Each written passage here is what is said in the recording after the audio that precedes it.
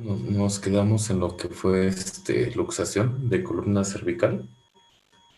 Bueno, vamos a empezar con lo que es la luxación occipito-acloidea. En esta, pues, es una lesión severa de la columna cervical superior con daño o ruptura de la membrana tectoria y ligamentos alares. Esta lesión suele ser mortal en el lugar del accidente. Si el paciente sobrevive, pues las secuelas neurológicas van a ser de gran importancia. Es una lesión poco frecuente y es 2.5 veces más frecuente en niños pequeños que en adultos. Los niños pequeños pues son más vulnerables a esta lesión debido a sus particularidades anatómicas, como pequeños cóndilos occipitales y articulaciones facetarias más horizontales y planares. Estas pues las vamos a tener como luxaciones y subluxaciones anteriores y luxaciones posteriores. También se van a individualizar en luxación por tracción pura, verdadera decapitación subcutánea y probablemente mortal. Esta como que la separé un poquito, así que pues aquí metí de una vez lo que son sus manifestaciones de este tipo. Vamos a encontrar lo que es una inestabilidad cardiorrespiratoria, signos de daño medular de tronco cerebral o nervios craneales bajos, aproximadamente el 30% pues presentan apnea o parada cardiorrespiratoria, y cuando el daño medular es menos acentuado aparece lo que es bradicardia, respiración irregular e inestabilidad hemodinámica. Podemos encontrar también en esta misma manifestaciones clínicas dependientes del daño del tronco cerebral, como pueden ser anomalías pupilares, nistagmo rotatorio, rigidez descerebrada, y también va a haber un déficit motor variable donde podemos hallar cuadriplegia o hemiparesia alterna o parálisis cruzada de los miembros. También podemos hallar lesiones de los nervios craneales glosofaringio y del nervio vago, que pues de entre tantas manifestaciones pues podemos encontrar como puede ser parálisis de las cuerdas vocales y cierre de la entrada de la vía aérea, lo cual pues va a contribuir a la inestabilidad respiratoria. Bueno, acá en el diagnóstico radiológico, los estudios de neuroimagen deben ser dirigidos en la búsqueda de signos indirectos, tales como pueden ser el hinchazón de partes blandas, prevertebrales altas, o el aumento entre lo que es la distancia entre el vacío y la punta del odontoides, o también una separación articular entre los cóndilos occipitales y la superficie articular craneal de las masas de C1. Entonces, aquí en este diagnóstico radiológico, pues la prueba de screening inicial clásica van a ser las radiografías simples de cráneo en varias proyecciones. Sin embargo, la literatura dice que actualmente no suelen emplearse, ya que la evaluación de la unión cráneo-cervical puede ser difícil por la superposición de estructuras presentes en esta zona. Por lo tanto, la tomografía es crucial, incluyendo siempre que se pueda, pues reconstrucciones multiplanares. También se debe evaluar lo que son la existencia de fracturas, así como la presencia de hemorragia subaracnoidea o también hematoma epidural, que son muy habituales en este tipo de lesión. Y bueno, lo que es la resonancia magnética, que está indicada ante una sospecha de lesión medular. Aquí vamos a encontrar una clasificación que es de Trainelis, que nos los va a dividir en 3 tipos. El tipo 1 consiste en el desplazamiento en dirección anterior del occipucio respecto al atlas. En el tipo 2 es una distracción longitudinal con separación entre lo que es el occipucio y el atlas. Y el tipo 3, pues hay un desplazamiento posterior del occipucio respecto al atlas. En el tratamiento pues va a ser de tipo urgente y como nos habían comentado antes del halo chaleco, aquí se va a usar. En caso de que fuera inestable, pues agregaría lo que es la artrodesis cervico-occipital, que pues es la fijación del occipucio de C1 a C2 o C2. La otra que tenemos pues es la afectación acloxoidea. Esta pues se define por un movimiento excesivo en la unión entre atlas y axis.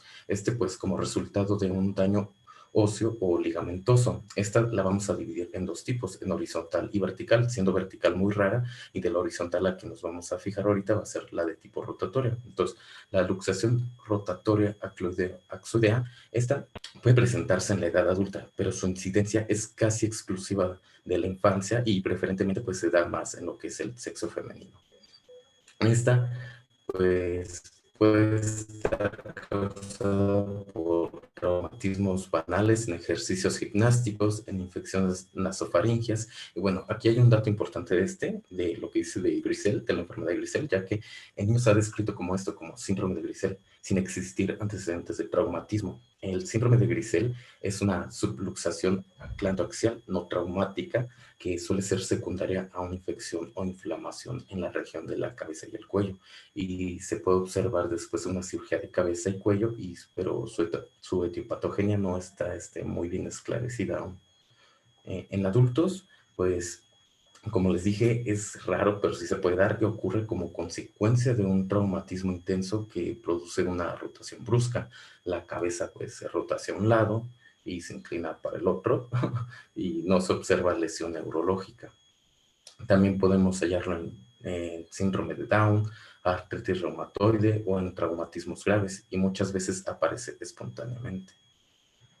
Aquí hay una clasificación que es la de Fielding y Hawkins, que nos va a dividir en cuatro tipos. A tipo 1, pues el Atlas, creo que tengo otra imagen. A ver, sí, ahí está.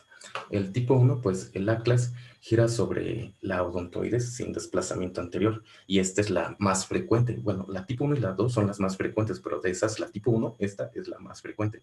En la tipo 2, pues hay una dislocación rotacional con desplazamiento anterior del Atlas. Esto va a ser menor a 5 milímetros y se asocia a una lesión del ligamento transverso. En el tipo 3, pues es un grado mayor que el anterior, con un desplazamiento mayor de 5 milímetros. En la otra era menor de 5, o sea, la 2. En la 3, va a ser mayor. También hay una deficiencia completa del ligamento transverso y los ligamentos alares. Y la tipo 4, que es una rotación y desplazamiento posterior del Atlas.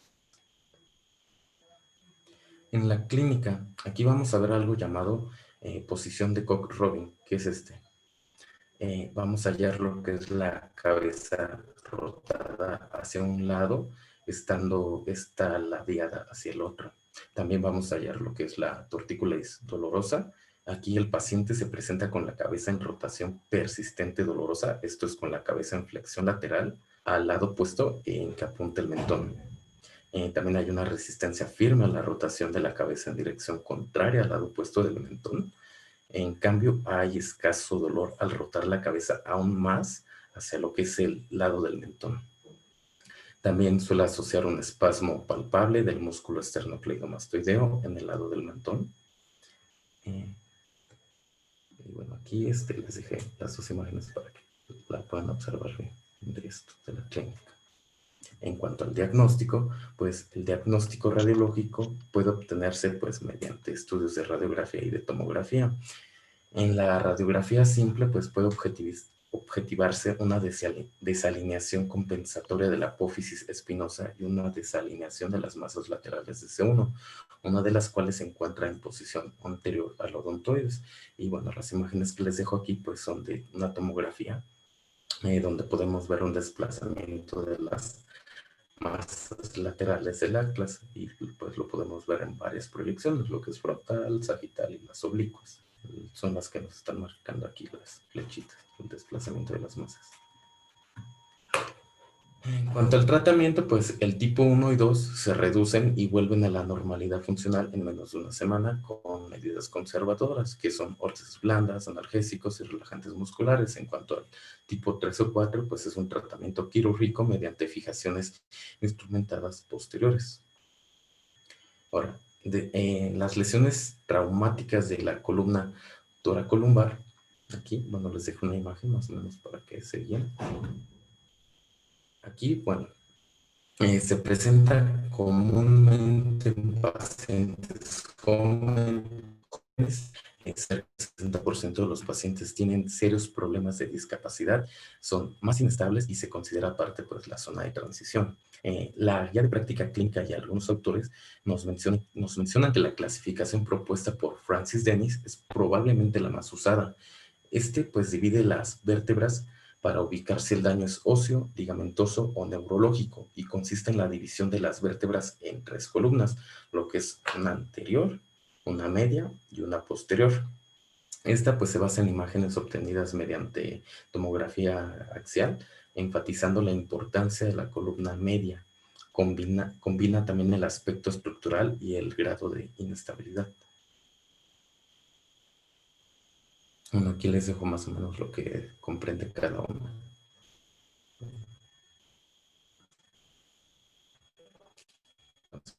Las fracturas por compresión, bueno, para eso, creo que aquí, sí, aquí estaba.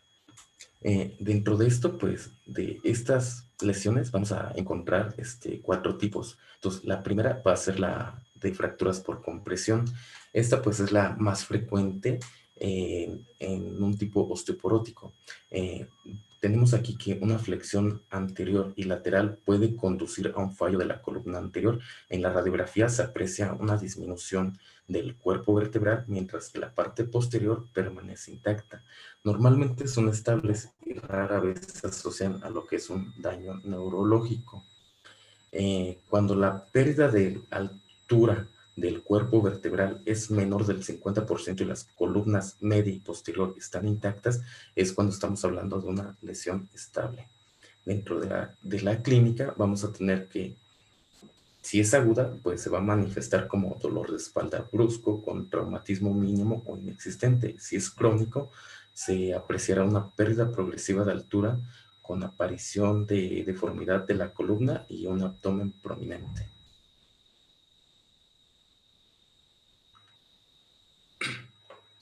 En su tratamiento, la mayor parte de las veces es conservador. En ocasiones está indicado el tratamiento mínimamente invasivo mediante ciboplastía con balón para aliviar el dolor, mejorar la estabilidad y restaurar la altura de la vértebra y así reducir lo que es la aparición de deformidad residual. Y aquí les lo que es la imagen de esta técnica para que más o menos se den una idea. Tenemos también dentro de las otras clasificaciones lo que son las fracturas por estallamiento, cinturón de seguridad o fractura luxación, que son estas mismas aquí como que resumidas. En estas, pues las de estallido se producen por lesión de la parte anterior y posterior del cuerpo vertebral, afectándose lo que es la columna anterior y la media. El mecanismo más típico es la caída desde alguna altura sobre los pies. En la radiografía lateral, pues se aprecia una disminución de altura del cuerpo y se han descrito 5 tipos de fractura de estallido.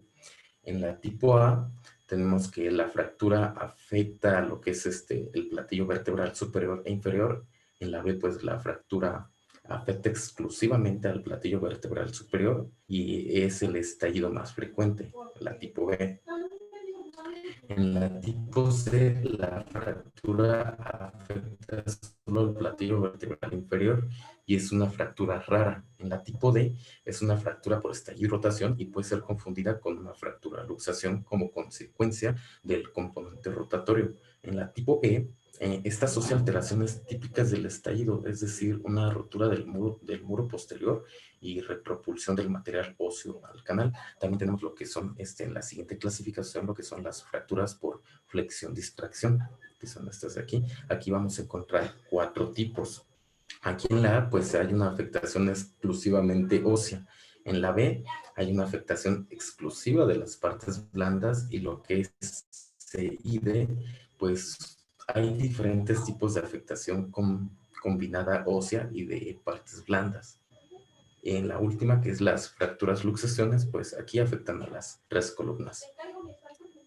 Tenemos lo que es por mecanismo de flexión-rotación, donde bueno, esta lesión implica una rotura completa de las columnas posterior y media, en su aspecto óseo o discal, sometidas a fuerza de tensión y rotación. Entonces, la columna anterior puede lesionarse por fuerzas de rotación o de compresión, y es frecuente la asociación de esta lesión con fracturas múltiples de la apófisis transversa o fracturas costales. En lo que es A y B, podemos ver que solo se rompe una articulación, mientras que en lo que es C y D se observa un trazo que pues aísla una rodaja del cuerpo vertebral, que no sé si se alcanza a ver, pero aquí está. En el otro, que es mecanismo de cizallamiento, pues aquí Las fuerzas que se aplican sobre la columna vertebral tienen dirección contrapuesta. Aquí se produce un desplazamiento anterior o posterior de una vértebra con respecto a la adyacente. Aquí fíjense en la parte de arriba, es que creo que no se ve mi mouse porque es blanco, pero fíjense en la parte de arriba de donde está los de cizallamiento. Cuando la fuerza se aplica de atrás adelante, se puede producir una disrupción del arco posterior que se queda en su posición. Sin embargo, en la parte de abajo, si el cizallamiento es antero-posterior, el desplazamiento del cuerpo es hacia el lado posterior. Y por último, pues la última es la tipo C, que es la fractura luxación por mecanismo de flexión distracción. Aquí la columna anterior, pues se mantiene íntegra. La columna media y posterior se van a romper. En cuanto al diagnóstico, pues el diagnóstico de la lesión ósea puede llevarse a cabo con una gran precisión mediante rayos X y tomografía. La resonancia magnética es útil en la identificación de la inestabilidad y bueno, cada fractura debe ser tratada sobre la base individual y como una entidad única. Las fracturas estables sin deformidad grave van a ser de forma conservadoras, mientras que las fracturas con una lesión de la médula y un déficit neurológico progresivo van a ser de manera quirúrgica. Bueno, la guía de práctica clínica nos marca un algoritmo que resume prácticamente lo que es el diagnóstico y tratamiento. Aquí pues nos dice primero, si el adulto que sufrió traumatismo y hay una sospecha de la lesión vertebral, nos dice si hay una sospecha vertebral, pues se van a solicitar lo que son radiografías simples de la columna. Después vamos a ver si hay presencia de fractura de la vértebra toracolumbar. En caso de que sí, pues se solicita lo que es la tomografía. Si presenta la fractura, pues entonces vamos a ver si la fractura es inestable y en caso de que lo sea, pues se va a considerar el tratamiento quirúrgico. Después, si hay nos dice que si presenta falla del soporte anterior, pues hace una fijación posterior.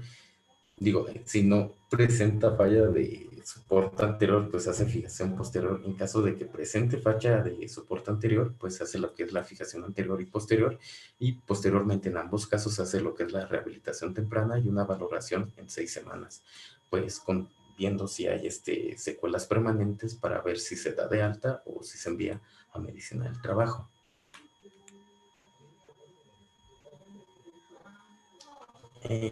Lo de en cuanto a radiografía simple, pues la guía de práctica clínica pues nos dice que vamos a pedir una radiografía anteroposterior, una lateral, una oblicua y dinámicas.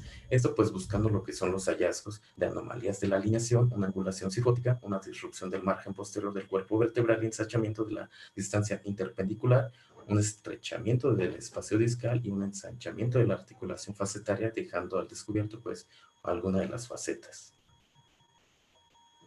En cuanto a complicaciones, en caso de que los pacientes que requieran un tratamiento quirúrgico no lo tengan, pues podemos tener un aumento de la cifosis o de lordosis, inestabilidad, dolor crónico o lesiones radiculares, también lesiones medulares, así como lesiones de la cola de caballo o una enfermedad tromboembólica.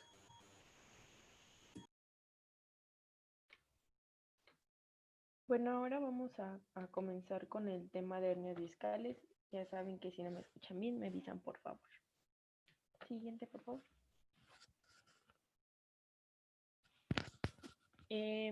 Tenemos como definición que es un desorden resultante de la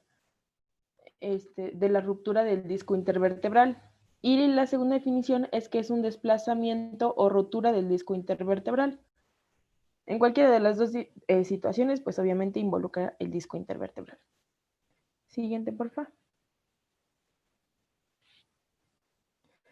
Para la epidemiología, encontré que lo más frecuente es en países industrializados. Alrededor del 20% de la población adulta padece alguna forma de dolor crónico con más frecuencia en la parte baja o en la parte lumbar de la espalda. Y este dolor de la espalda baja constituye un 25% de las incapacidades laborales que se dan y también involucra una pérdida de 1.400 días por cada 1.000 trabajadores al año. El sexo más afectado obviamente es el masculino por el tipo de trabajo que realizan, y el predominio de edades de 40 a 50 años. La región más anatómica más afectada, como lo mencionábamos, pues es la columna lumbar. Siguiente. Gracias. Para la etiopatogenia, se presenta normalmente por debajo de C2 y por encima de S1 las hernias discales. Como ya recordamos, como ya sabemos, pues el disco intervertebral está formado por el núcleo pulposo, el anillo fibroso y las placas cartilaginosas. Entonces, lo que vamos a rescatar de esta información es que el disco puede salirse de su lugar, es decir, que se va a formar la hernia, o también puede romperse a causa de alguna lesión o alguna distensión. Y cuando esto sucede puede haber una presión sobre los nervios raquídeos. Entonces es muy importante que a la hora de que nosotros hagamos la exploración física, hagamos una buena exploración para saber si hay algún nervio involucrado. Normalmente esto puede llevar a que se presente un dolor, entumecimiento o debilidad, que ahorita lo vamos a ver en el cuadro clínico. Y en el caso de que se presente alguna ruptura discal, lo más común es que se presente entre L4 y L5 y L5 y S1. Esto se presenta más o menos en un 90% de todos los casos. Y aproximadamente de ese 90%, el 50% corresponde a los espacios de L3 y L4, y muy rara vez involucra de D12 a L1 y de L2 a L3, pero es muy raro. ¿Qué más? También puede haber ocasiones en que se puede provocar una hernia por la deshidratación natural, que sería por el envejecimiento del núcleo pulposo. También porque con la edad el anillo fibroso se va a ir debilitando poco a poco y se va a tornar quebradizo. Entonces esto va a favorecer que haya una fragilidad de todos los elementos que habíamos mencionado, y van a provocar que con cualquier esfuerzo, que ya sea que sea muy común, se forme una hernia. ¿A qué me refiero con alguna situación común? Por ejemplo, que saltó o que cargó, no sé, a lo mejor una cubeta, que es algo como más cotidiano. Entonces, con el envejecimiento se va a propiciar a que sea más frecuente. Si recuerdan, también mencionábamos la edad como factor de riesgo. ¿Qué más? Bueno, como factores de riesgo vamos a encontrar el embarazo, cargar objetos pesados y esfuerzos de flexión. La siguiente, por favor. Para la clasificación. Las vamos a clasificar. Hay varias clasificaciones, pero en este momento las vamos a clasificar por su relación con su estructura. Entonces vamos a tener 3. La primera, que es la protusión o hernia contenida, que es la figurita A que estamos viendo, es cuando el material discal se rompe y la estructura interna del anillo fibroso se ve involucrada, pero se mantiene íntegra la porción más externa. Si se dan cuenta en la figurita que está marcando como A, sí hay una herniación, pero en realidad no está saliendo. La segunda, que es la extrusión, es cuando se rompe toda la capa del anillo fibroso y el material discal se va a alojar bajo el ligamento vertebral común posterior, o también puede que lo rebase, pero no se va a perder contacto con el disco que tiene de procedencia. Es la figurita B que estamos viendo. Se hernió el disco, pero está continuo, no hubo una rotura. Y la tercera, que es el secuestro, que es cuando el material del disco ya se encuentra libre y ya no tiene conexión con el disco de procedencia. La figurita C que estamos viendo, en donde vemos que ya se rompió. Siguiente, por favor. Para el cuadro clínico, la protusión o la hernia del núcleo pulposo va a provocar pues un conjunto de signos y síntomas que dependen del segmento de la columna que se está que se está afectando. Entonces, no todas las hernias discales son necesariamente sintomáticas, pero la presencia o la ausencia de la sintomatología va a depender del tamaño de la localización y también de la extensión del material del disco que se hernió. Y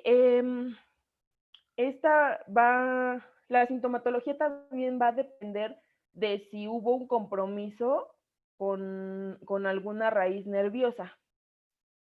Normalmente, bueno, vamos a dividir, como lo mencionábamos, por regiones para ver cuál va a ser la sintomatología que se va a presentar. En el caso de los dolores lumbares, va a diferir de un paciente a otro, pero a veces hay algo muy claro, muy característico, que va a ser la topografía, por ejemplo, del lugar.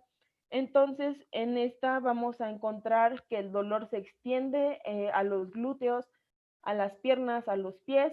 Puede haber presencia de algún cosquilleo o entumecimiento de las piernas. También se pueden ver involucrados los pies y además va a haber debilidad muscular.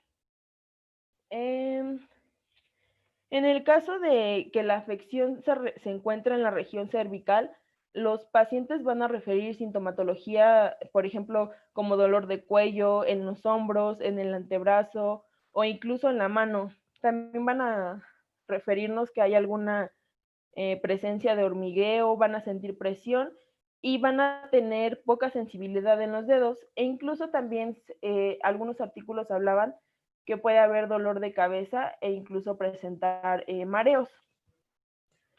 Y los pacientes que tienen la afección en la región dorsal pueden referir síntomas distintos, que van a ser, por ejemplo, los que más sobresalen: el dolor de espalda, hormigueo en el tronco, genitales, extremidades inferiores, falta pues, de fuerza, y van a referirnos que también tienen algunas alteraciones al tacto.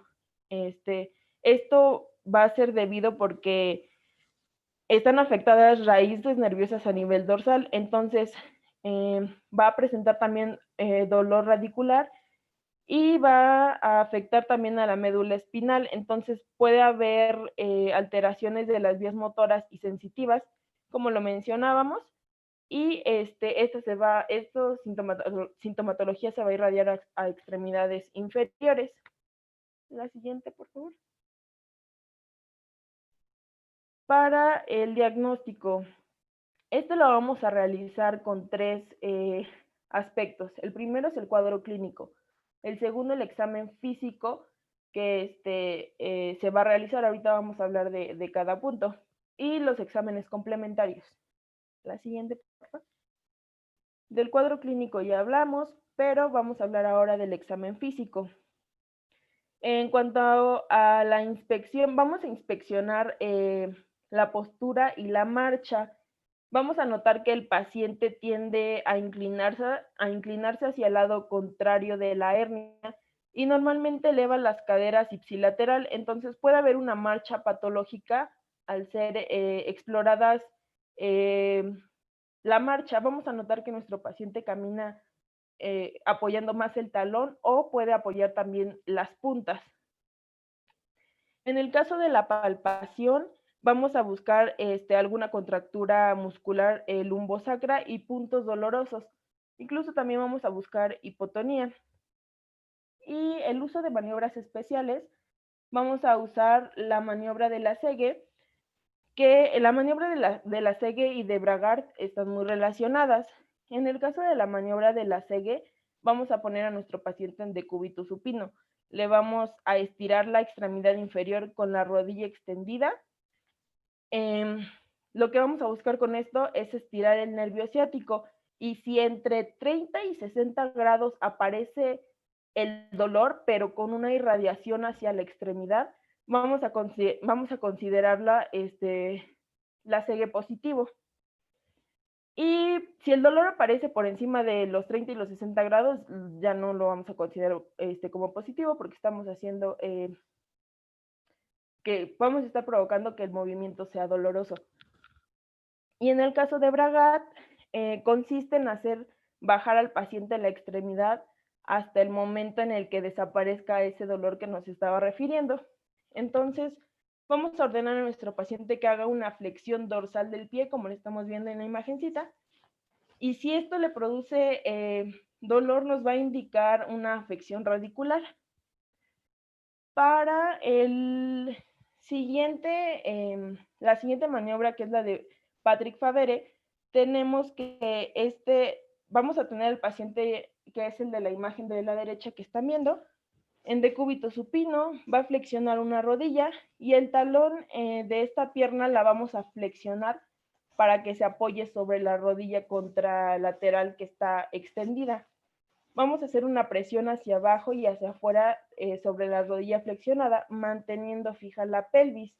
Si se dan cuenta, se está presionando un poquito sobre la espina ilíaca, pero esta presión se hace de lado contralateral, entonces hay que tener en cuenta que la aparición del dolor al realizar esta prueba no siempre nos va a indicar que hay una afección sacroilíaca, porque puede desencadenar dolor en caso de que ya tenga alguna coxopatía previa.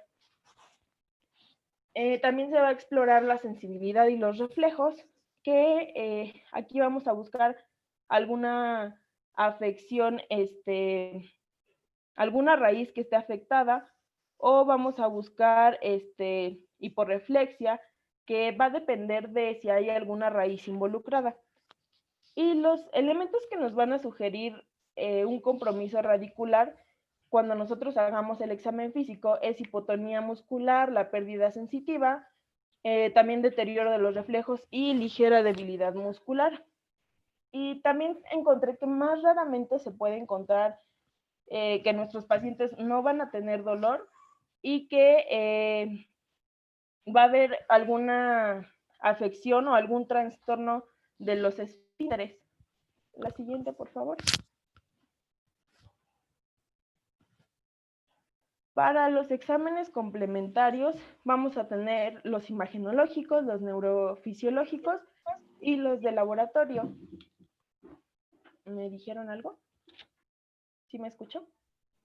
Sí, te escuchas. Y Julie. Bueno, entonces les decía que vamos a tener estos 3 exámenes complementarios. Para los de imagen, principalmente vamos a preferir radiografías simples de la columna lumbosacra con una vista AP y también oblicuas. Normalmente esta radiografía la vamos a usar para descartar otra patología, porque como tal, para hacer un diagnóstico de hernia distal no nos va a servir. Sí nos va a mostrar a detalle el hueso, pero como no permite ver claramente tejido adiposo, no nos va a mostrar la hernia como tal. Entonces solo es para descartar otro tipo de, u otra patología que esté provocando el dolor lumbar. También mencionaba que se puede hacer una mielografía, pero les puse ahí un tachecito porque pues actualmente, o por lo menos en lo que leí en los artículos, es que ya no se usa por la agresividad que implica inyectar contraste en el interior de la raquis. Entonces, aparte de que pues la resonancia magnética, por ejemplo, o la TAC, nos van a traer mayores aportes diagnósticos que la mielografía. Y la resonancia magnética, como les mencionaba, pues tiene una elevada especificidad, no hay riesgo de radiación, por ejemplo, si la comparamos con la TAC, y nos van a ayudar a detallar mejor. Ahorita les voy a enseñar unas imagencitas. En el caso de la neurofisiología se va a hacer una electromiografía, y para los laboratorios vamos a pedir biometría hemática, hematocrito, eritrosedimentación. Esto va a ser importante para descartar enfermedades crónicas como alguna neoplasia o que tenga anemia nuestro paciente o alguna otra afección. También vamos a pedir tiempos de coagulación. Y la siguiente, por favor. Aquí les estaba mencionando, esta es una imagen de una radiografía. Les está señalando una hernia discal, perdón, pero en realidad no nos está dando un diagnóstico. Siguiente, por favor. Estas son imágenes del ataque. Estas sí son más evidentes, si se dan cuenta, en la imagen de la izquierda, ahí se los está señalando, esa es la hernia. ¿Alguien les gustaría decirme qué tipo de hernia es? Por las características que dimos. Sería la de extrusión, ¿no? Sí, porque... Es, ¿no? ¿Cómo? La tercera, la de protrusión. La primera que dimos fue de protrusión, pero la de protrusión se daban cuenta, bueno, es que sí puede ser también entre la de protrusión y la de extrusión, porque en realidad no está saliendo como tal, pero yo le iría más a la de extrusión. Y la segunda imagen que tenemos de su lado derecho, la está señalando la flechita roja, es otra hernia. Si se dan cuenta es mucho más claro que verla en una radiografía, entonces por eso vamos a preferirlas. La siguiente, Víctor. Tenemos ahí una resonancia magnética en la que vemos aún más claro la hernia. En la primera imagen estamos viendo, la está señalando la flechita blanca, exactamente ahí. En la segunda también le está señalando la flechita blanca. Si se dan cuenta se ve muchísimo mejor y está bastante grande. La siguiente, por favor. Para la cuestión del tratamiento. Obviamente nuestro tratamiento, el objetivo principal va a ser reducir o evitar el daño al tejido nervioso que se encuentre presionado por la herniación. Vamos a tener el tratamiento conservador y el tratamiento quirúrgico. Entonces, para el tratamiento conservador vamos a tener que sea reposo, analgésicos, relajantes, vamos a usar AINES y también vitaminoterapia. Y para la cuestión quirúrgica, lo ideal sería no intervenir al paciente hasta después de haber transcurrido las primeras 6 semanas, una vez que se establece el dolor. Y no debemos de sobrepasar del tercer o cuarto mes. Estos límites de periodo que les estoy diciendo es por un tiempo previo que debe haber, porque con lo que debemos de iniciar es con un tratamiento conservador. Entonces, si el reposo y el tratamiento conservador que ya le indicamos a nuestro paciente no funciona, entonces ya vamos a irnos con la cuestión quirúrgica. Pero recuerden no hacer el tratamiento quirúrgico antes de 6 semanas, ni después del tercer o cuarto mes. El siguiente, por favor. Para las indicaciones quirúrgicas, las vamos a dividir en absolutas y relativas. Las absolutas si nuestro paciente tiene trastornos motores o trastornos de esfínteres, esto va a ser una emergencia porque pues se están viendo involucradas situaciones importantes. Si el déficit motor o la debilidad que está sintiendo nuestro paciente es progresiva, también va a ser una indicación absoluta. Y para las indicaciones relativas, tenemos que si se va a realizar si falló el tratamiento conservador que habíamos mencionado, a pesar de que ya se indicó todos los analgésicos, el reposo, antiinflamatorios, y nuestro paciente no siente alivio, entonces se va a indicar. Y también como indicación relativa va a estar involucrado el dolor lumbociático externo.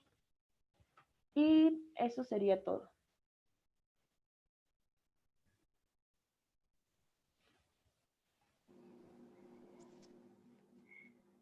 ¿Quién sigue, doctores?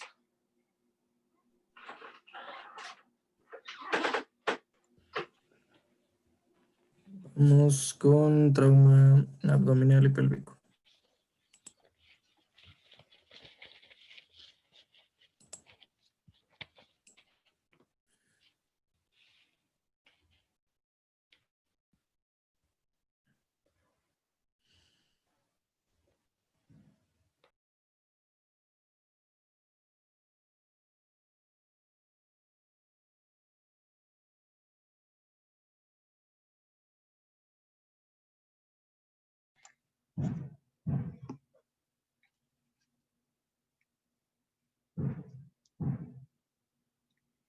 Bueno, dentro de las generalidades de... Bueno, ¿me oyen primero?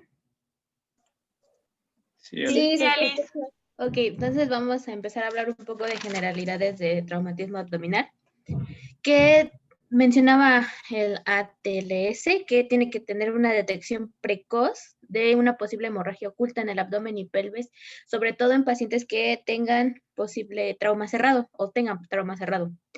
Los mecanismos de lesión, su intensidad y la localización de la herida también tienen que ver con el estado hemodinámico y van a dar la prioridad del paciente. Y bueno, entre otras cosas, se dificulta el diagnóstico de rupturas de víscera hueca, sangrado de órganos sólido y sangrado de fractura pélvica. La que sigue, por favor. Así como que tenga otros factores como intoxicación alcohólica por drogas o traumatismo cráneoencefálico, trauma de médula espinal, lesiones adyacentes a costillas. Y bueno, en la cavidad pélvica puede alojar cantidades de sangre importantes sin que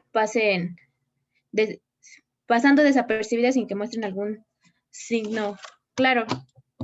Y en los traumas cerrados siempre se debe sospechar de una lesión visceral, o vascular.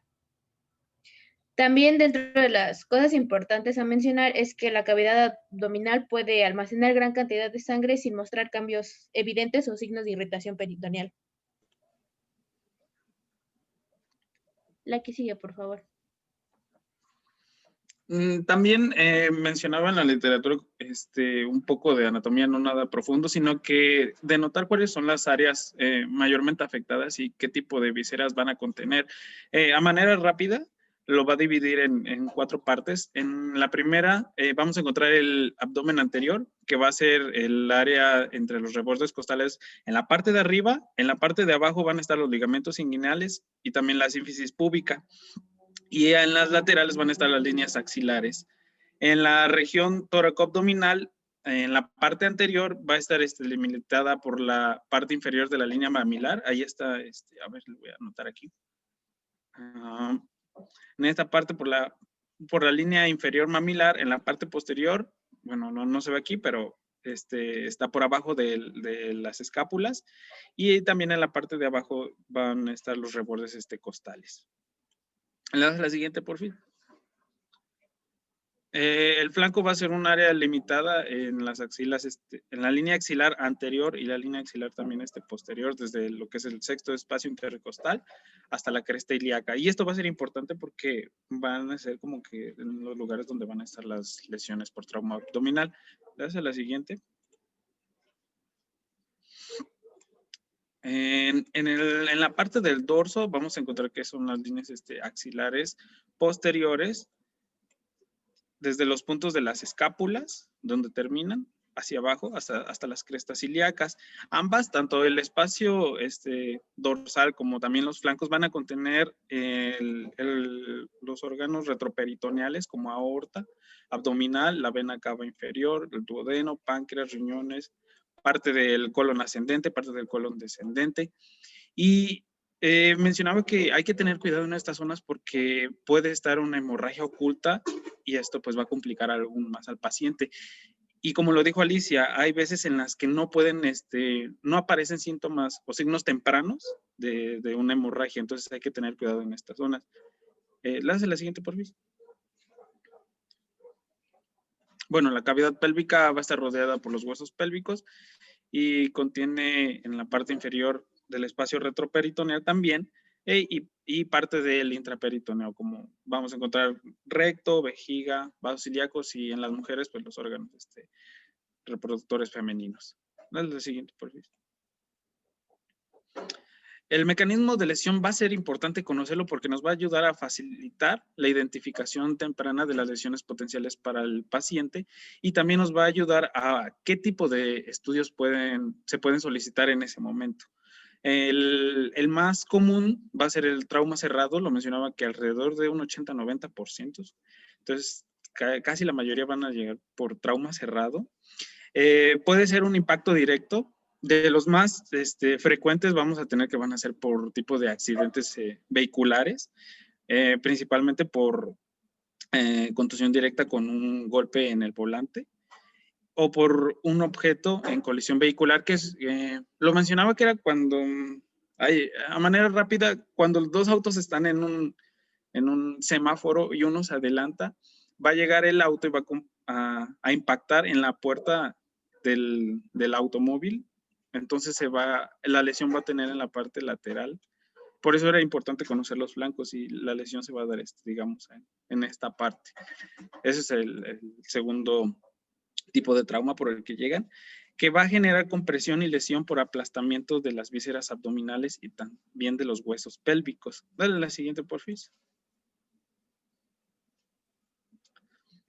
Tenemos dos tipos de lesiones, por cizallamiento, por aplastamiento.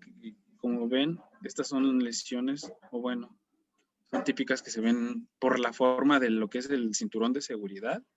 Esas son por lesiones por cizallamiento o aplastamiento, o también un tipo de lesión que va a ser por desaceleración. Esa es pues, lesión del mesenterio y de intestinos.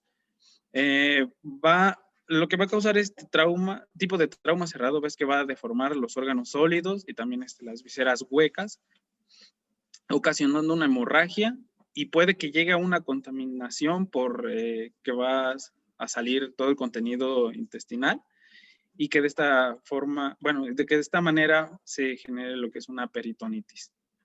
Vamos a la siguiente, por fin. Dentro de los órganos lesionados con mayor frecuencia vamos a encontrar el vaso en un 40%, el hígado en un 35% y los intestinos delgados también se van a ver lesionados, pero en menor frecuencia. Gracias a la siguiente, por favor. También lo mencionaba que hay que contemplar esta parte, pero solamente lo que le compete para trauma abdominal en su mayoría va a ser por cinturón de seguridad del automóvil, que es de 2 puntas, que como vieron el mecanismo de lesión va a ser por compresión y una hiperflexión, que puede generar un desgarro del mesenterio, ruptura intestinal, trombosis de la arteria ilíaca, también lesión en la aorta abdominal, una fractura vertebral, entre otras. Mencionaba estos dos, pero estos estaban más asociados, como ya lo vieron, a trauma torácico, y también la bolsa puede lesionar la parte superior del tronco. Es raro porque es lesiones asociadas a dispositivos de seguridad. Es como que un poco pues raro. Dale a la siguiente, porfis.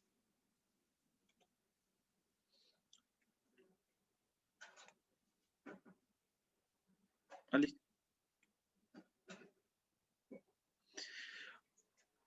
Bueno, también en una segunda parte, ya bueno, menos frecuentes. Es que se metió otro. ¿Carlos? Perdón, es que no conectaba mi micrófono. Pero sí cambió. Bueno. Está en la diapo de trauma penetrante. No, sí, pero no cargaba mi audio. Ya estás. Continúa. Perdón. Sí, continúa. Bueno, por otro lado tenemos el trauma penetrante, que es en aproximadamente de un 10 a un 20% de los casos. Esto ocasiona daños a los tejidos lacerándolos y cortándolos, y generalmente se produce por armas blancas y armas de fuego. Lo más común para las armas blancas que se afecte son el hígado en un 40%, el intestino delgado en un 30%, el diafragma en un 20% y el colon en un 15%, mientras que los órganos que se lastiman por arma de fuego generalmente es el intestino delgado en un 50%, el colon en un 40%, hígado en 30% y estructuras vasculares abdominales en un 25%. Lo importante dentro de los proyectiles está basado en la trayectoria que estos tienen, su cavitación, así como los fragmentos que pueden incrustarse en otras partes. Cuando se trata de una escopeta, va a depender mucho la distancia entre esta y la del paciente, que va a determinar la gravedad de las heridas.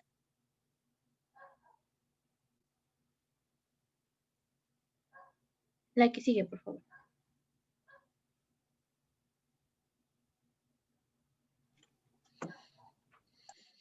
Como les decía Alicia, era Y bueno, importante en el traumatismo por explosión es...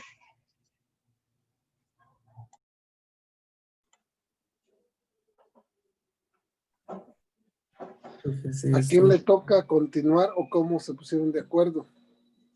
sí, creo que ya está teniendo problemas con Sí, su audio. tenía problemas con su conexión, me parece, mi compañera Alicia. Pero yo continúo. Como lo decía Alicia, había una parte donde estaba que hay que conocer el tipo de arma también, el tipo de misil que haya sido penetrante en el abdomen, así como la munición. ¿Por qué eso es importante? Lo decía que se formaba el trayecto. Era importante conocer el trayecto y el tipo de misil, porque de esa forma íbamos a conocer íbamos a poder predecir qué tipo de lesión había en el abdomen. También tenemos por trauma por explosión, ya sea por un objeto dirigido como una granada o hasta por petardos también. El mecanismo va a ser por penetración de los fragmentos y las lesiones también por el proyectil.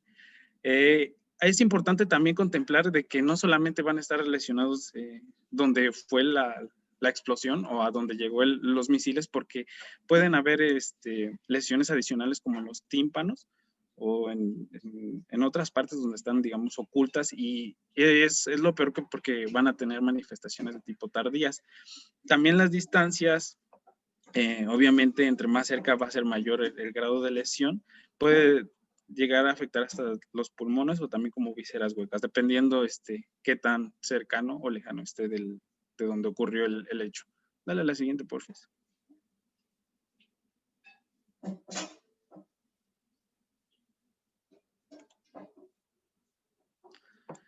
Ajá, sí, en esa.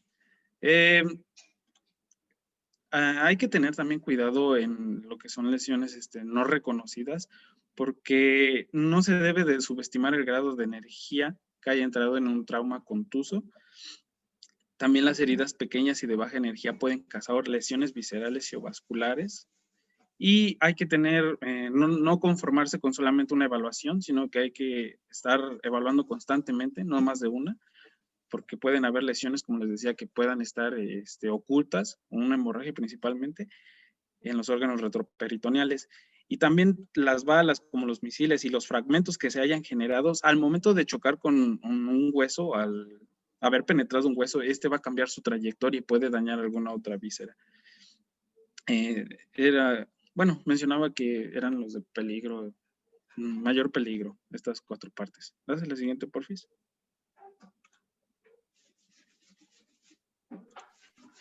Ya hablando de evaluación y manejo, pues primero que nada, tenemos que realizar una historia clínica orientada dependiendo del incidente o el accidente que haya provocado el trauma abdominal. Una pregunta, ¿me escuchan bien todos? Sí, Uri. Sí, te escucho bien. Ok, continúo.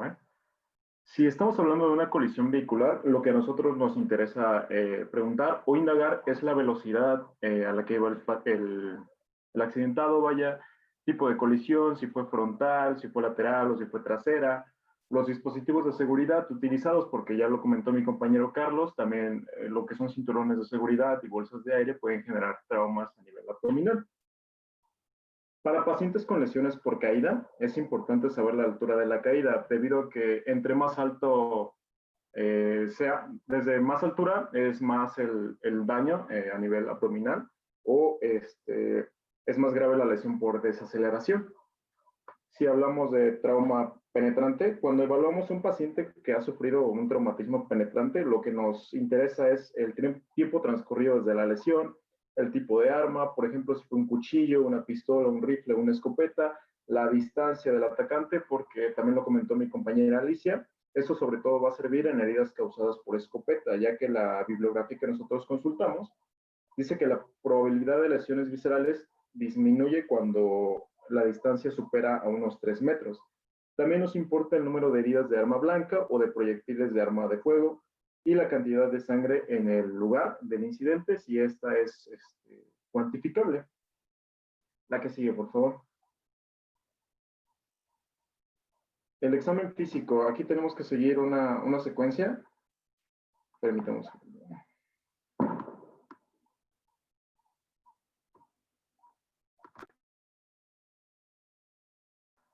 Permítanme, es que están pasando a hacer un poquito de ruido. Unos segundos nada más.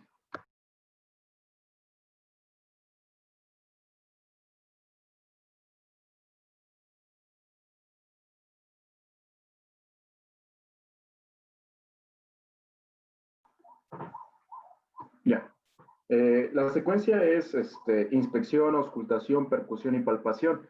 En inspección vamos a buscar abrasiones, contusiones por los sistemas de seguridad, laceraciones, heridas penetrantes, cuerpos extraños o evisceración.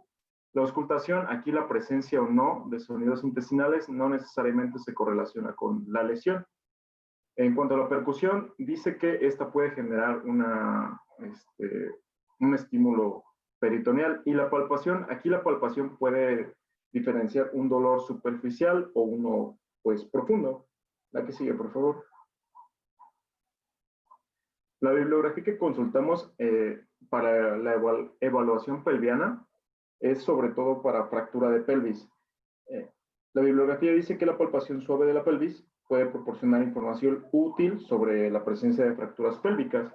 Vamos a sospechar de una fractura de pelvis cuando exista una evidencia de ruptura de la uretra. Esto generalmente se ve con sangre en el meato o hematuria. También vamos a ver la diferencia a lo largo de las extremidades inferiores y deformación rotacional en la pierna, esto sin que haya ninguna fractura. La que sigue, por favor. En tubo gástrico y urinario también tenemos que evaluar la presencia de sangre en el contenido gástrico. Esta va a sugerir, si es superior, va a sugerir una lesión esofágica. La hematuria va a evidenciar un traumatismo en el tracto genitourinario y la ausencia de hematuria no va a excluir una lesión. En los pacientes que tengan una herida penetrante podemos hacer un examen rectal. Esto lo vamos a utilizar para evaluar el tono del esfínter y buscar sangre evidente, lo que puede indicar una perforación intestinal. La que sigue, por favor.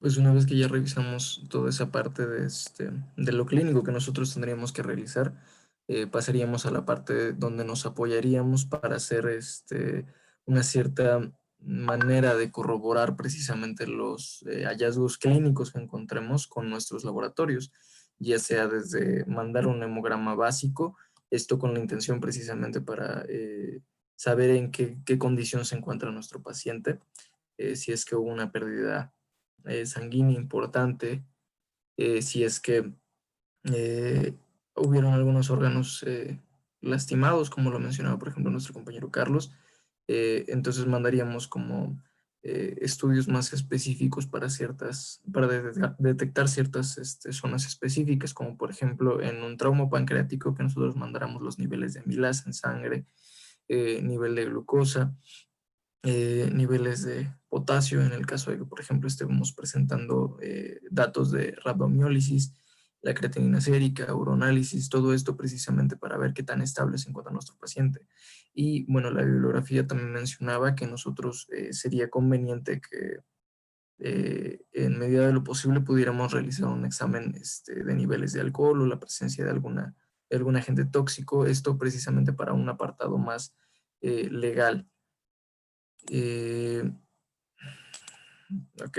Por otro lado, una vez que hacemos la parte del laboratorio en sangre, también tendríamos que mandar a hacer estudios de imagen, los cuales dentro de ellos destacan, por ejemplo, los estudios radiológicos simples, básicamente para que nosotros tuviéramos un acercamiento a observar si es que existe información acerca de un daño a nivel del diafragma, si existe algún daño a nivel pulmonar, como por ejemplo,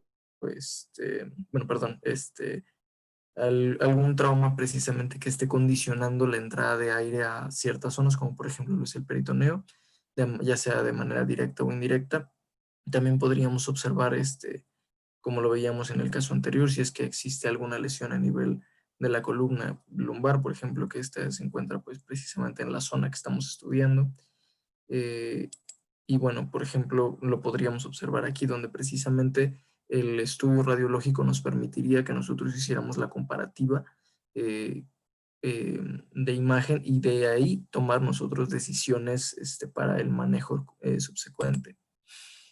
Otro que, por ejemplo, nos mencionaban el día de ayer, que era el ultrasonido de tipo FAST. Esto precisamente para que nosotros tuviéramos la oportunidad de hacer un estudio de manera rápida que nos permita, por ejemplo, encontrar la presencia de un hemoperitoneo. Tiene una muy alta sensibilidad y también una muy alta especificidad. Las únicas situaciones en las cuales nosotros no tendríamos indicado a este tipo de estudio, pues sería cuando el paciente, nosotros ya tuviéramos la indicación de que va a ser sometido a quirófano para realizar, por ejemplo, una laparotomía. Y básicamente, pues su fundamento, ya lo reconocíamos el día de ayer, es que encontrábamos que son 4 zonas específicas, como lo son la perihepática, la pericárdica, la esplénica y la pélvica. Esto precisamente pues para darnos luz acerca de la situación de cómo se encuentran las zonas, o mejor dicho, los contenidos de estas zonas que estaríamos estudiando. Una imagen representativa de precisamente las 4 zonas que estaríamos nosotros observando. Otro que nos podríamos ayudar sería precisamente de la tomografía computarizada, la cual pues va a ser una herramienta bastante importante para el manejo de trauma abdominal y abdominopélvico cerrado. Las indicaciones, por ejemplo, para mandar este estudio son pacientes que se encuentren estables, hablando hemodinámicamente, aquellos pacientes que puedan ser trasladados y que además consideremos nosotros que tienen la capacidad de tolerar el estudio, porque pues si también recuerdan, una manera de cómo nosotros nos ayudamos es precisamente con la administración de un medio de contraste que nos permita dilucidar precisamente las zonas de estudio. Nos va a ser bastante útil para determinar precisamente lesiones en órganos sólidos, si es que existe presencia de líquido intraabdominal, sangre, aire y lesiones en órganos incluso que son retroperitoneales. El único problema que tiene es que no es muy útil cuando nosotros estamos presentando, o nuestro paciente, mejor dicho, presenta lesiones a nivel de diafragma, intestino o inclusive a nivel pancreático. Para esto mejor tendríamos que realizar otros estudios como ya los habíamos mencionado en las diapositivas anteriores. Aquí un ejemplo representativo precisamente donde nosotros podríamos estar observando en ese orden de izquierda a derecha la presencia de lesiones a nivel del hígado, a nivel renal y en el tracto urinario precisamente. Otros estudios a lo mejor no tan comunes, pero bastante importantes que nosotros los conozcamos por la situación de que nosotros pudiera sernos útil, por ejemplo, la epilografía intravenosa, la cual nos da una alta utilidad cuando nuestro paciente está presentando hematuria y nosotros necesitamos conocer la situación renal y del tracto urinario precisamente.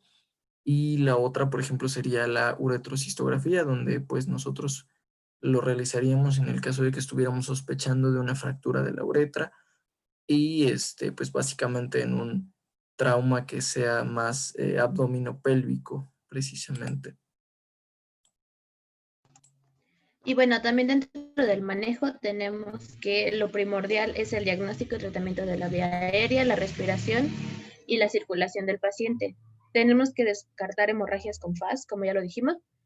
La colocación de la sonda gástrica que va a aliviar la dilatación gástrica aguda y va a descomprimir el esófago. Si encontramos presencia de sangre, nos puede sugerir incluso una lesión de tubo digestivo alto.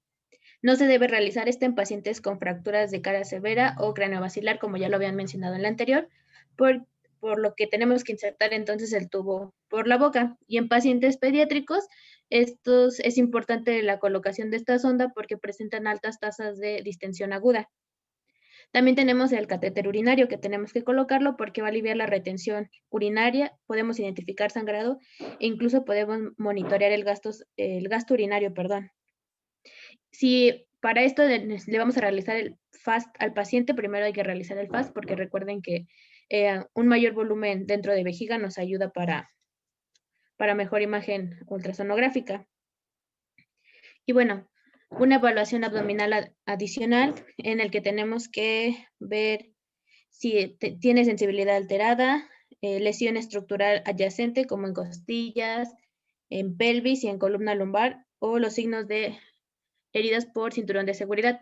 Podemos también incluso buscar lesiones diafragmáticas, que lo general es que se lastime más el hemidiafragma izquierdo, y en una radiografía de tórax podemos ver elevación o apariencia borrosa del hemidiafragma, hemotórax. En las lesiones duodenales que nos podemos encontrar, podemos verlo al momento de hacer un aspirado gástrico, y también podemos, una vez identificado ahí, mandar un ATAC. Como mencionó mi compañero Iván, la amilasa pancreática la podemos pedir en caso de que sospechemos una lesión pancreática, que es consecuencia de un golpe directo con la columna vertebral, pero el ATLS marcaba que generalmente se eleva hasta pasado las 8 horas después del trauma. O sea, si se la toman de primer momento puede que les salga que no tiene nada, hasta después de las 8 horas puede ya indicar algo general.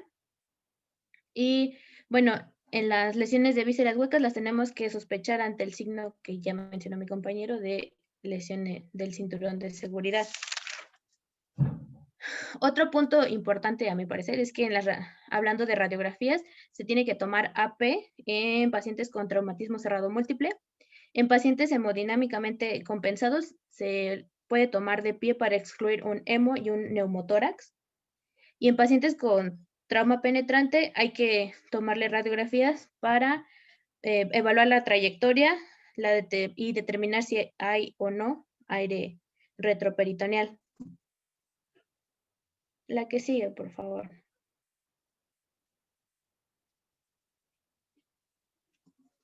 Y bueno, tenemos la laparoscopia diagnóstica, que por su alto costo no debe realizarse de manera rutinaria. Esta únicamente se realiza en pacientes hemodinámicamente estables con trauma penetrantes. Este no tiene la ventaja de que nos brinda opción para revelar lesiones, pero no tan severas como para justificarla de manera rutinaria. Otros, tiene que haber anormalidad.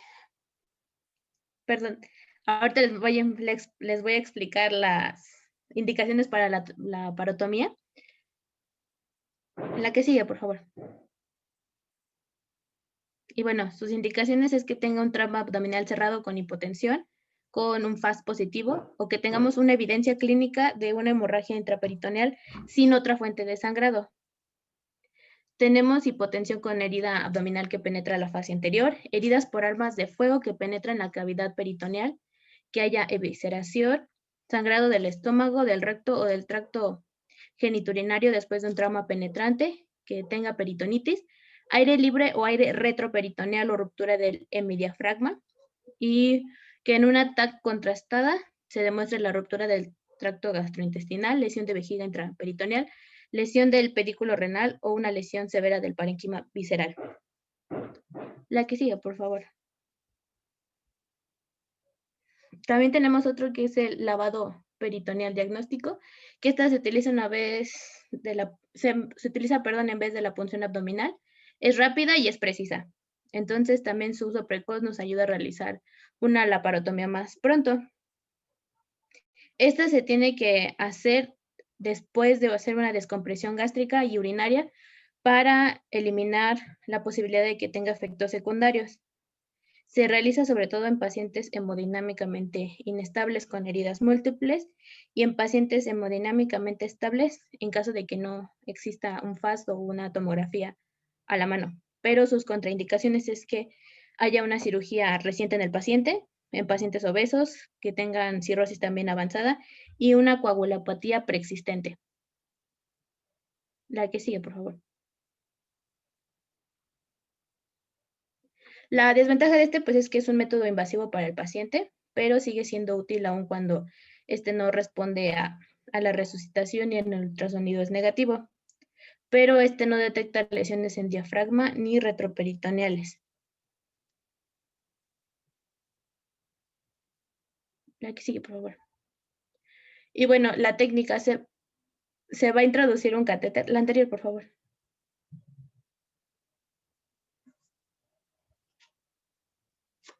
Ahí. Se va a introducir un catéter a la cavidad peritoneal y se va a aspirar sangre o líquidos. Si no existe nada, se va a infundir 1 litro de solución salina normal tibia o 10 mililitros por kilogramo en niños.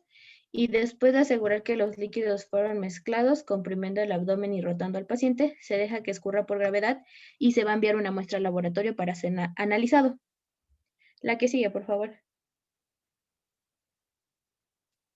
Esta se va a considerar positiva si hay una extracción de 10 mililitros de sangre roja al aspirar, si hay más de 100.000 glóbulos rojos por centímetro cúbico, si hay más de 500 glóbulos blancos por centímetro cúbico, si encontramos presencia de bacterias, presencia de bilis y presencias de partículas de comida que pues nos puede indicar que hay una ruptura de la anatomía. La que sigue, por favor. Y bueno, en esta tabla que viene en el ATLS nos menciona las ventajas, las desventajas y las indicaciones para realizar el lavado peritoneal diagnóstico, el FAS y una tomografía. La pueden revisar con más calma. La que sigue, por favor. Y eso sería todo.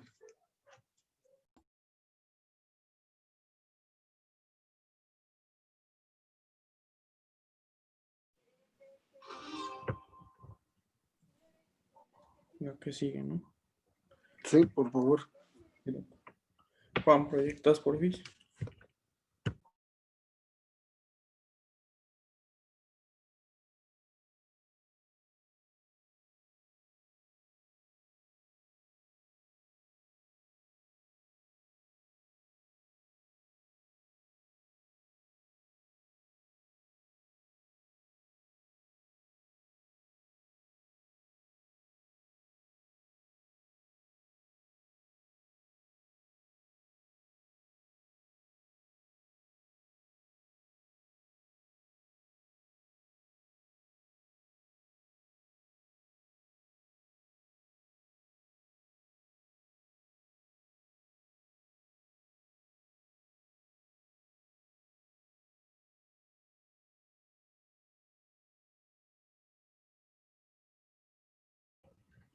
Muy bien, compañeros, vamos a continuar con lo que es el manejo del polifracturado. Bueno, les menciono el mecanismo lesional en este tipo de pacientes polifracturados, politraumatizados, son debido a accidentes de alta energía. Para esto, bueno, ustedes saben que a mayor impacto, mayor cantidad de lesiones pueden ocasionar. Aquí tenemos que tener, bueno, debemos conocer que las situaciones en las que se presentan más frecuentemente este tipo de polifracturas es, por ejemplo, en los atropellos, debido bueno, puede ser, por ejemplo, por golpe de parachoques. Aquí, más que nada, es ¿cómo se dice?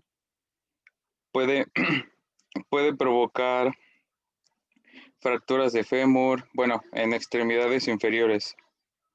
Y en cuanto a el otro tipo que dice impacto y proyección, es más común que ocasione fracturas en cráneo y en tórax, no tanto en extremidades.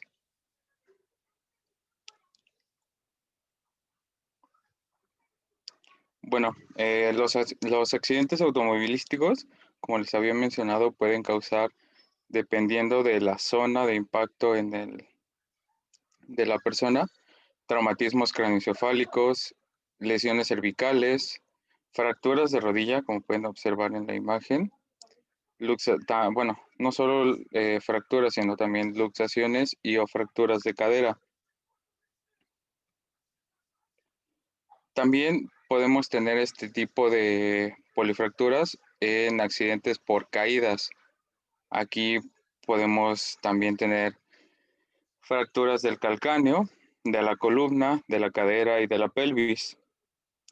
También los accidentes en moto o en bicicleta son muy comunes y la gravedad de estos va a depender de la velocidad que lleve pues, esta persona. Aquí es más común en estos accidentes fracturas, bueno, traumatismos craneoencefálicos, fracturas de clavícula, lesiones del plexo braquial y fracturas en extremidades inferiores. Primero que nada, el primer punto en la atención es un examen rápido. Para este es importante que se realice durante la primera hora.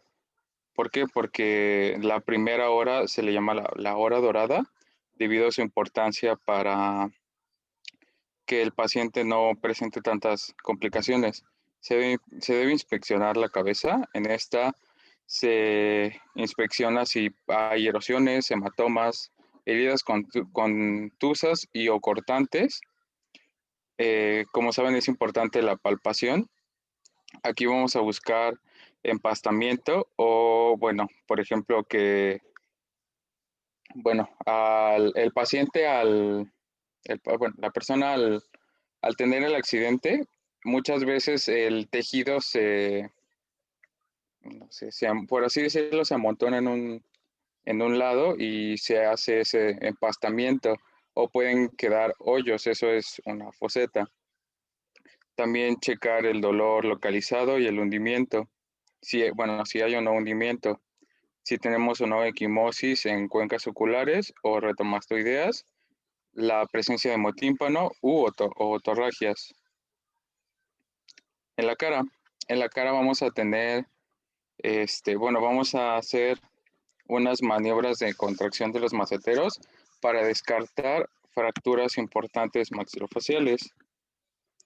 Lo que vamos a hacer es pedir al paciente que, muchas veces viene inconsciente, pero si el paciente está consciente, observar los incisivos tanto inferiores como superiores que estén en la línea media y pueda efectuar una mordida.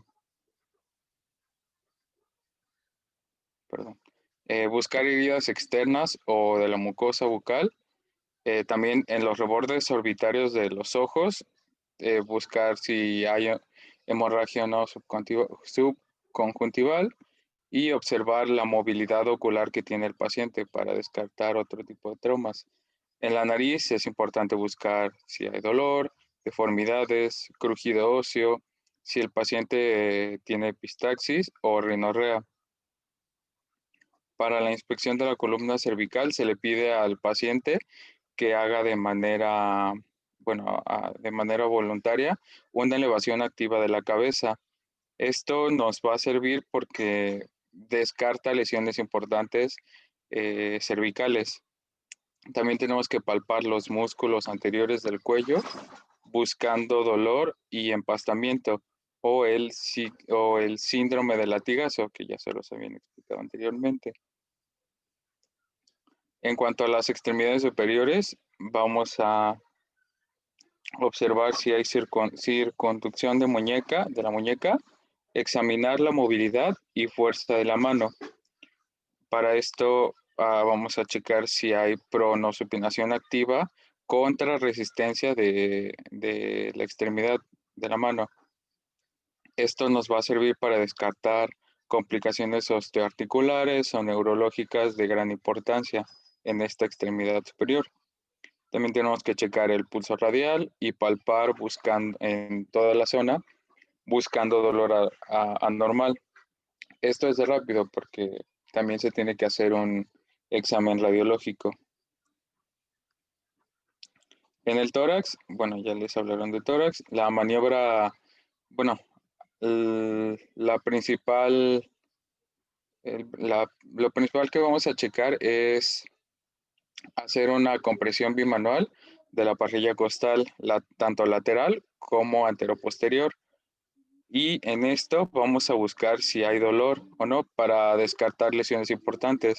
También es importante hacer una auscultación cardiopulmonar y consignar la presencia de disnea y oceanosis. En el abdomen, ¿qué vamos a hacer en el abdomen? En el abdomen vamos a palpar y auscultar también. Vamos a checar el peristaltismo que esté presente. Es importante buscar signos de hemiperitoneo y peritonitis. Para esto vamos a hacer el signo de Plumber. Este signo es una descompresión brusca. Si es dolorosa, es positiva. Esto es importante porque tiene gran relevancia en cuanto a checar si el paciente tiene irritación peritoneal. En la columna, ¿qué vamos a ver en la columna? Igual vamos a realizar una inspección, una palpación para buscar si hay dolor. Vamos a checar en cada espacio intervertebral si hay separación o empastamiento, equimosis local, y si hay ausencia de estos, se descarta una lesión grave. Para esto vamos a colocar al paciente, como ven en la imagen, en decúbito lateral y vamos a realizar la palpación vertebral. En la pelvis vamos a realizar una compresión bicrestal lateral y anteroposterior para buscar dolor, equimosis, empastamiento a nivel de las alas ilíacas y la sínfisis pubiana para descartar de manera rápida fracturas en la pelvis. También es importante que en el paciente observemos, lo estamos checando y observar si tiene micción espontánea, también el color de la orina para descartar que no haya hemorragias. Buscar equimosis peritoneal y, como les había mencionado, uretorragia. Aquí en esta imagen podemos observar la técnica de la compresión de la cresta desde los rebordes ilíacos.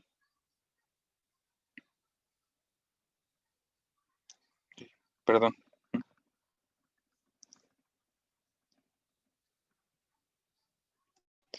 En extremidades inferiores. Aquí vamos a hacer una rotación indolora. Aquí debe de haber una rotación indolora de la extremidad. Aquí se va a realizar la maniobra de Uslero. Es esta que pueden observar aquí en la imagen. Bueno, la maniobra de Uslero lo que no es para descartar lesiones osteoarticulares.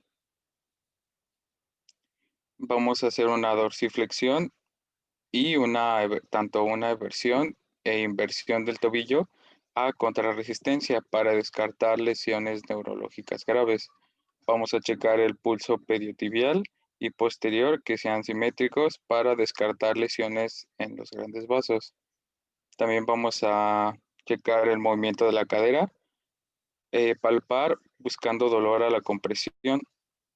Vamos a también checar la movilidad de la rodilla, empastamiento, equimosis, dolores. Y el manejo. Bueno, el manejo aquí lo manejaba que se debía hacer primero una reanimación, así se le llama a esta etapa. Son 3 etapas. La primera es, como les menciono, reanimación. Aquí se va a realizar una estabilización hemodinámica. ¿A qué se refiere esto? Muchas veces estos pacientes politraumatizados o polifracturados llegan con síndrome asfíctico y o hipovolémico. Aquí es importante que durante esta primera hora se realice esta reanimación para estabilizar al paciente. De manera subsecuente se realiza una cirugía precoz. Ya dada esta estabilización hemodinámica, en las horas siguientes pues se proceden con los tratamientos quirúrgicos dependiendo de cuáles tengan más prioridades. Las más graves van primero. Principalmente los traumas de tórax son los primeros en intentar repararse. Y finalmente, bueno, también depende de si hay o no fracturas expuestas en extremidades. Y por consiguiente, la cirugía inmediata. En esta, pues, buscamos que haya una ya que hay como una estabilización, pues, más o menos del esqueleto fracturado, bueno, se requieren más cirugías. Ahorita se las van mencionando. Muy bien. Bueno, continuando con este tema, nos encontramos con la gran incógnita de cuál es el momento adecuado para realizar una intervención quirúrgica definitiva para las fracturas. Y en la bibliografía que ocupamos, pues nos manejaba ciertos rubros o ciertos ítems que se deben de evaluar, ¿no? O que se deben de seguir para que nosotros podamos adecuar al paciente a este tratamiento. Como ya lo dijo mi compañero, pues en primera instancia es una evaluación que tiene que ser pues en las mejores condiciones, pero inclusive tenemos el tiempo a nuestra contra. Y bueno, sabemos que un paciente politraumatizado, polifracturado, pues se está tratando de un síndrome que engloba lesiones múltiples, que en un índice de severidad de la lesión tiene 17 o más puntos. Ahorita vamos a ver esa escala. Y las reacciones sistémicas que se pueden desencadenar van desde una falla orgánica y de sistemas hasta los que no fueron lesionados, ¿no? Desde de primera instancia los que fueron lesionados hasta los que no fueron lesionados. Y bueno, ¿qué nos dice esto? Primero nos dice que en los pacientes estables va a haber un cuidado integral de todas las lesiones en el quirófano. El método es de osteosíntesis preferido. Ahorita los vamos a ir mencionando poco a poco. La que sigue, por favor. ¿Qué pasa cuando tenemos un paciente en riesgo? El primero era estable. Ahora, ¿qué pasa cuando tenemos un paciente que no está en borderline? Lo vamos a decirlo así porque así lo manejaba la literatura. Pues vamos a identificar los parámetros clínicos y de laboratorio para poder determinarlos. Primeramente, alertarnos ante esta posibilidad de que van a surgir complicaciones y que muy posiblemente no las tengamos contempladas.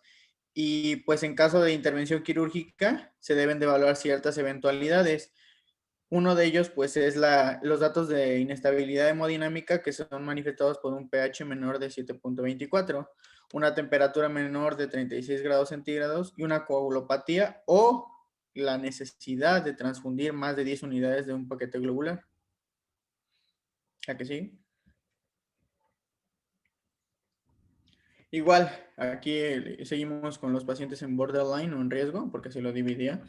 Hay que tomar precauciones especiales cuando se considera que el tiempo quirúrgico puede exceder los 90 minutos. Ante esta evidencia de complicaciones, vamos a cambiar este plan original de estabilización definitiva por un control de daño ortopédico mediante la estabilización temporal con fijadores externos. Vamos a continuar con el proceso quirúrgico de osteosíntesis que traerá, continuar con este proceso quirúrgico de osteosíntesis puede traer consecuencias que pueden repercutir en la mortalidad del paciente. Sí. En los pacientes inestables, esto ya es otra clasificación, y agónicos o in extremis, así lo maneja. Agónicos, ¿a qué se refiere? A que tienen una pérdida de 4 a 5 litros de sangre, temperatura de 34 grados centígrados y un pH menor a 7.25. Pacientes con trauma de cráneo severo. Hay que establecer el control de daño ortopédico. Estos pacientes requieren una reanimación rápida con estabilización temporal para que se minimice el riesgo quirúrgico y esto permita la reserva biológica del paciente a compensar para una mejor lucha de la supervivencia de él. ¿A que sí? Por favor. Igual, con estos pacientes, ¿cuáles son las ventajas de estabilizar en forma precoz las fracturas con fijadores externos? Disminuimos el trauma quirúrgico, hay facilidad en su instalación con clavos autoperforantes aún en la unidad de choque, no se requiere del fluoroscopio para su colocación y pueden ser instalados simultáneamente a la realización de otros procedimientos que demanda la emergencia que en este caso requiera nuestro paciente. La que sigue, por favor. Bueno, y estas son como que las acciones a seguir, es un resumen de las que ya les mencioné.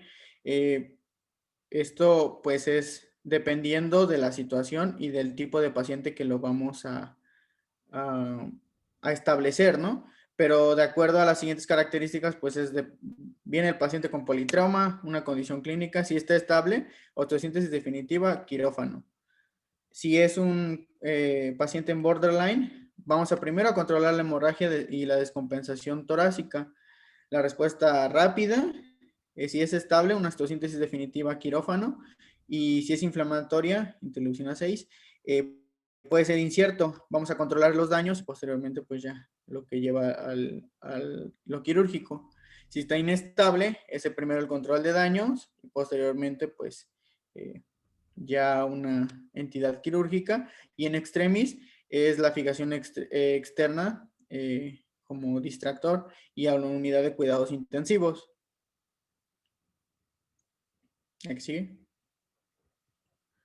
Ok, y bueno, dentro de los momentos ideales para realizar la osteosíntesis definitiva en pacientes politraumatizados, vamos a tener que tenemos cierto tipo de eventos que van desde esta literatura la manejaba por días. Obviamente no vamos a poner todos los días de cómo va evaluando el paciente, pero a grandes rasgos, pues empieza desde el día 1 y nos dice hasta la semana 3. El día 1, pues es una respuesta a la lesión. La intervención quirúrgica es salvar la vida, el control de la lesión y la intervención de la primera retardada. En los días 2 a 4 hay una hiperinflamación, vamos a dar una segunda mirada. Del 5 al 10, un momento oportuno, la cirugía definitiva programada, y los días del 11 al 20, donde hay una inmunosupresión, no debes de hacer cirugía. Para la semana 3 hay una recuperación y una cirugía reconstructiva secundaria. Lo vamos a ver ahorita. Sí, dale. Ok, y esto era lo que les mencionaba. Esta es la escala que yo les decía, que es la Injury Severity Score, la ISS, que por sus siglas en inglés, índice o, ¿cómo decirlo? Índice de severidad de la lesión o escala de severidad de la lesión. ¿Esto qué nos va a establecer? Bueno, si nos dicen que es un paciente que hay un compromiso multiorgánico con 17 puntos o más en esta escala, pues es lo que estamos hablando de un paciente politraumatizado, ¿no? E inclusive pues esta se va a ocupar dependiendo de la situación y obviamente se van a evaluar los ítems y al final el que obviamente a mayor número pues mayor mortalidad. Esto es lo que nos quiere decir bueno, este resultado se obtiene sumando el cuadrado de las calificaciones más altas en las 3 regiones corporales más afectadas. A eso se refiere. ¿La que sí? Bueno, para establecer lo que es el HIT, bueno, en el día 1, entendemos que en las lesiones traumáticas, la herida, debido a la inflamación y a la isquemia, produce hipoxia y necrosis. Entonces se comporta como un órgano endocrino con liberación de citocinas. Lo que da lugar o lo que da parte al síndrome de respuesta inflamatoria sistémica, seguida de un periodo de recuperación, que es mediado por una respuesta antiinflamatoria con control regulador. Esto corresponde al primer HIT. Y bueno, si alguna de estas respuestas es hiperestimulada por otro trauma, como el quirúrgico, por ejemplo, la intervención quirúrgica, esta respuesta antiinflamatoria que es compensatoria va a ser excesiva. Entonces podría inducir a un estado de inmunosupresión de tipo prolongado y podría ser pues muy malo para el paciente, ¿no? Y eso es lo que nos habla del segundo HIT. O sea, el primer HIT pues ya recibió ahora sí que el primer golpe o el primer evento y luego nosotros pues no lo queremos complicar más, ¿verdad? No lo vamos a terminar de matar. Es todo lo contrario. Ahora, una vez que conocemos el fenómeno del primer HIT, es como respuesta biológica a la lesión inicial, lo importante es salvar la vida del paciente, se asegura la perfusión. ¿Sí me siguen escuchando? Sí, David. Sí, David. Sí. Sí. Es que me decía, lo siento. Control de la hemorragia va a cobrar una vital importancia y vamos a prestar mucha atención a las lesiones inestables de la pelvis, aplicando el concepto de control de daños mediante estabilización temporal. esta con fijadores externos, pinzas pélvicas o hamaca pélvica. La que sigue. Continuando con el día 1, para minimizar la carga biológica sobre el sistema inflamatorio debido a un procedimiento quirúrgico largo, o sea, segundo HIT, vamos a jerarquizar el momento de osteosíntesis de acuerdo con el ISS que tenga el paciente. Va a ser de gran ayuda en la toma de decisiones o en la limitación del daño, y esto es en el momento en el que las condiciones hemodinámicas lo puedan permitir. ¿Qué sigue, por favor? Ok. Pacientes con un ISS de menos de 25 puntos, nos dice que es un enclavado no fresado o placas de mínima invasión para estabilizar las fracturas de tibia, fémur y húmero. Si este es mayor a 40 puntos, el paciente pues no se va a encontrar en condiciones de tolerar un procedimiento quirúrgico largo, únicamente con fijación externa. ¿Sí? Y, por ejemplo, en las fracturas de diáfisis femoral presentan una entidad especial porque pues, es el hueso más largo, más comúnmente lesionado y que representa la mayor cantidad de mortalidad. Requiere una atención especial con un ISS de más de 20 puntos, que tenga una presión sistólica menor de 90 milímetros de mercurio, una presión pulmonar arterial de mayor de 24 milímetros de mercurio, o si esta va a aumentar más de 6 milímetros de mercurio durante el enclavado. Esto nos obliga a cambiar nuestro manejo inicial al control de daños mediante la estabilización temporal con fijadores externos. La que sigue, por favor. Y bueno, continuando con el manejo según los días de cómo va evolucionando el paciente, durante el día 2 al 4 se considera que el paciente ya se ha estabilizado debido a todo el manejo que se obtuvo inicialmente en el día 1. Y en este periodo solamente se le considera que al paciente se le va a dar como una segunda mirada o una segunda evaluación. En este momento solamente se le van a apretar los fijadores externos al paciente, que es lo que mencionaba David como el control de daños o el tratamiento de control de daños. Y aquí es necesario que se esté evaluando el estado de los tejidos del paciente para evaluar cómo va su evolución.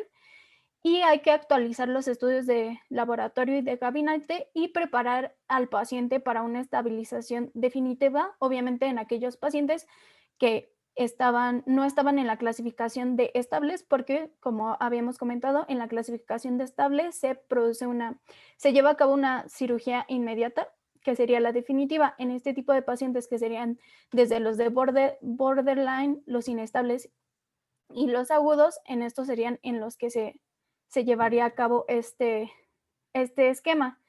Y hay que tomar en cuenta con respecto, si recuerdan, a la tablita que había colocado David, bueno, el diagrama, que según la estabilización hemodinámica podíamos tener pacientes que tenían una respuesta rápida o que iban a presentar una respuesta inflamatoria.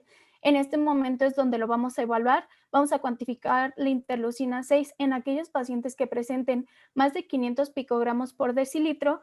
Se consideran que son pacientes que se están complicando y que pueden tener una falla orgánica múltiple, y entonces son pacientes a los cuales no se les puede preparar para una estabilización definitiva. Siguiente, por favor. Y bueno, continuando con lo que sería el día 5 a 6, se le considera un periodo de ventana de oportunidades, ya que va a haber una mejoría con respecto al estado inmunológico del paciente, donde nos podría dar la pauta a que se pueda realizar la cirugía definitiva para estabilizar al paciente.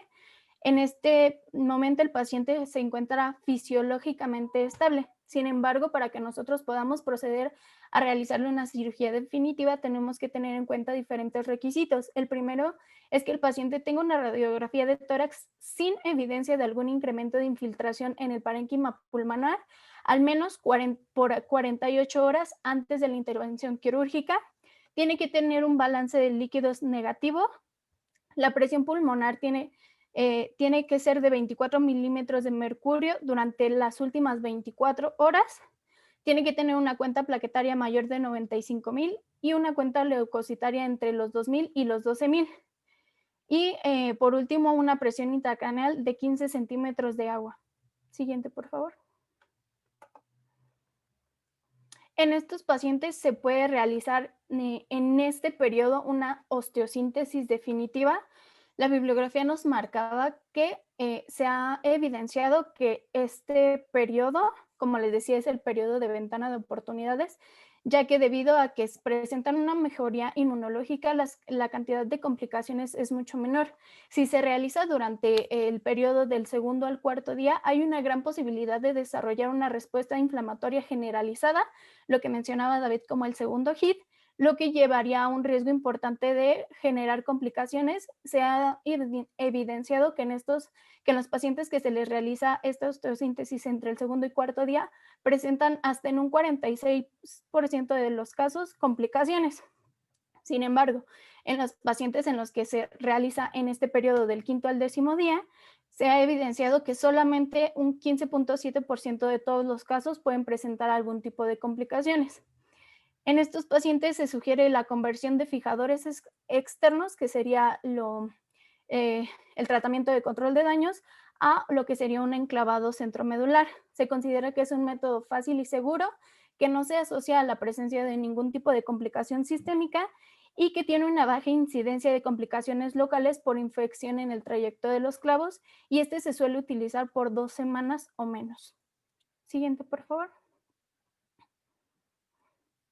Y con respecto a lo que se sugiere en los días posteriores, que sería del día 11 al 20, no se debe de realizar ninguna intervención quirúrgica en el paciente. Como les decía, lo que se considera que es más seguro o más beneficioso para el paciente es que sea entre el día 5 al 10. Y aquí es el momento en el que se establece una pausa sobre el tratamiento y se espera a ver que el paciente, cómo está evolucionando el paciente, ya que se produce un estado de inmunosupresión muy importante. Es por eso que tampoco se recomienda que se retenga la osteosíntesis hasta este momento, ya que debido a este estado de inmunosupresión, si se realiza la osteosíntesis en este momento, hay mayor probabilidad de que se presente alguna complicación en lugar de que se presente una mejoría en el paciente. Siguiente, por favor. Y bueno, por último, a lo que sería respecto a cuando ya han pasado 3 semanas o en la semana 3, hay que programar una cirugía pendiente en dado caso de que se le haya realizado una cirugía inicial al paciente, pues que no haya sido satisfactoria o que no haya podido abarcar la totalidad de las afecciones que el paciente presenta. Este es el punto donde se continúan con las cirugías necesarias. Pueden ser cirugías reconstructivas, aportes óseos, injertos cutáneos o incluso solamente continuar lo que sería con la rehabilitación. El manejo en este punto va a depender de los criterios que ya les habíamos mencionado anteriormente sobre qué tan estable está el paciente y sobre el ISS. Si el paciente obviamente tiene un ISS muy alto, obviamente nos indica que pues las afecciones son múltiples y que las condiciones del paciente a lo mejor a esta semana todavía no le va a poder permitir que esté del todo estable. Y por lo tanto, pues el manejo debe de ser individualizado. Hay que respetar los periodos de inmunosupresión que les había comentado, que sería del segundo al cuarto día y del 11º al 20º día para evitar complicaciones. Y se tienen que tomar en cuenta los criterios de limitación del daño con lo que sería la fijación temporal de fracturas, sobre todo en los pacientes que están metabólicamente inestables. ¿A qué me refiero con esto? O sea, que si el paciente no está del todo estable, no hay que indicar una cirugía porque hay mayor complicación. Entonces, acudimos nosotros a lo que sería el tratamiento de control de daños con la fijación temporal de las fracturas. Siguiente, porfis. Y bueno, el utilizar este tratamiento de control de daños, que sería estabilizando las fracturas del paciente de forma temporal con los fijadores externos, uno va a permitir que se faciliten los cuidados de enfermería y va a permitir la movilización del paciente, permite que se mejore su función respiratoria, reduce el tiempo de uso de ventilador y mejora el pronóstico disminuyendo la morbilidad, la morbimortalidad del paciente.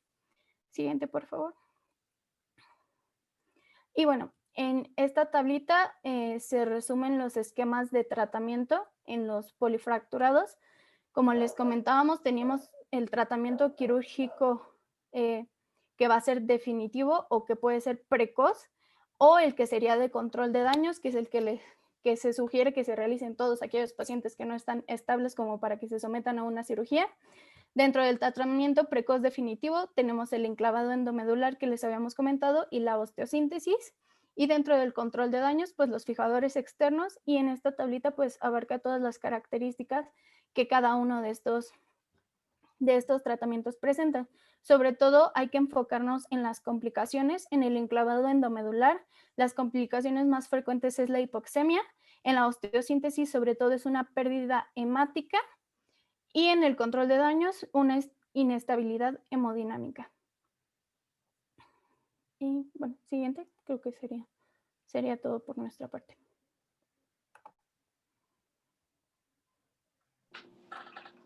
Nos vamos a quedar aquí, doctores. Mañana nos vemos a la 1:30 y mañana iniciamos con dudas y preguntas. ¿Cuántos temas nos hacen falta?